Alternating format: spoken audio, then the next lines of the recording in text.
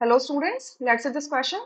The question says which of the following statements are correct? चार statement दिए, आपको correct statement choose करनी है. So accordingly आप अपना option choose कर लेंगे. तो पहला statement है ionic product of water that is Kw is equals to concentration of H positive, concentration of OH negative is equals to 10 to the power minus 14 molar square होता है. ये बिल्कुल true है. आयनिक प्रोडक्ट ऑफ वाटर कहते हैं कि आप अगर रूम टेम्परेचर पे ले लें तो वाटर जो होता है वो डिसोसिएट करता है H पॉजिटिव में एंड OH नेगेटिव में.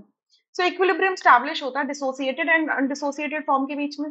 सो इसका जो इक्विलिब्रियम कांस्टेंट होता है उसको हम कहते हैं, उसका इक्विलिब्रियम कांस्टेंट हम कैसे लिखेंगे? K is equal to concentration of H positive multiply OH negative का concentration divided by concentration of H2. अब H2O की कॉन्सेंट्रेशन क्या होती है? कांस्टेंट होती है, तो K इंटू H2O कर देते हैं इस तरीके से. इसी को हम क्या बोल देते हैं? KW बोल देते हैं. तो KW is equal to concentration of H positive multiply concentration of OH negative. So room temperature पर 25 डिग्री सेल्सियस पर ऐसा माना जाता है, देखा गया एक्सपेरिमेंटली कि H पॉजिटिव की concentration 10 to the power minus 7 molar होती है और हाइड्रोक्साइड की भी concentration 10 to the power minus 7 molar होती है. तो ये 10 to the power minus 14 molar square हो जाती है. ठीक है. सेकेंड में लिखा है एट 298 केल्विन H पॉजिटिव की concentration is equal to OH negative की concentration is equal to 10 to the power आपकी 7 लिखी हुई है. सो ये यहाँ से फॉल्स स्टेटमेंट है. 10 टू द पावर 7 नहीं होता है भाई, 10 टू द पावर माइनस 7 हो जाता है. ठीक है, इस वजह से आपका सेकंड स्टेटमेंट फॉल्स हो जाता है.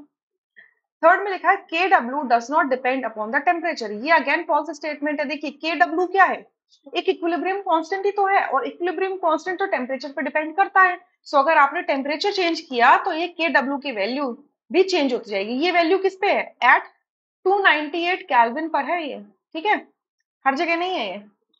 फोर्थ में लिखा हुआ है molarity of pure water is equal to 55.55 molar. ये बिल्कुल ट्रू स्टेटमेंट है. देखिए मोलारिटी होती है, molarity M is equal to number of moles of the solute divided by volume of the solution. ठीक है. अब अगर आपने प्योर वाटर लिया है, ठीक है, आपने कितना ले लिया? प्योर वाटर ले लिया. तो आपने लेट्स से कि प्योर वाटर कितना ले लिया, उसका जो लेट्स से 1 लीटर ले लिया. ठीक है, नंबर ऑफ मोल्स आपने कितना लिया? नंबर ऑफ मोल्स कितने में प्रेजेंट है? 1 लीटर में प्रेजेंट है. ठीक है. सो 1 लीटर जो होगा पानी जो होगा उसका डेंसिटी, क्योंकि प्योर वाटर है तो उसकी डेंसिटी 1 होगी. सो 1 लीटर का मतलब क्या हो जाएगा? 1 kg वाटर. ठीक है, और 1 kg का मतलब हो गया 1000 ग्राम वाटर. ठीक है. तो 1000 ग्राम में नंबर ऑफ मोल्स कितने हो जाएंगे? 1000 ग्राम में नंबर ऑफ मोल्स निकालेंगे तो नंबर ऑफ मोल्स क्या हो जाएगा? Weight divided by molar weight. Weight है 1000 ग्राम और मोलर मोलर वेट होता है आपका 18 ग्राम पर मोल. सो आपके ये नंबर ऑफ मोल्स निकल के आएंगे. ठीक है. अब इस फॉर्मूला में डालोगे तो नंबर ऑफ मोल्स कितने हैं आपके? इस फॉर्मूला में डालूंगी नंबर ऑफ मोल्स कितने हैं? 1000 डिवाइडेड बाय 18, और वॉल्यूम कितना लिया है आपने? 1 लीटर लिया है. 1 लीटर लिया तो उसको सॉल्व करोगे तो ये 55.55 मोलर आएगा. क्लियर? सो इसी वजह से आपका फोर्थ ऑप्शन करेक्ट है. सो फर्स्ट और फोर्थ करेक्ट है तो अकॉर्डिंगली सी ऑप्शन करेक्ट होगा, rest options would be incorrect. I hope you understood. Thank you.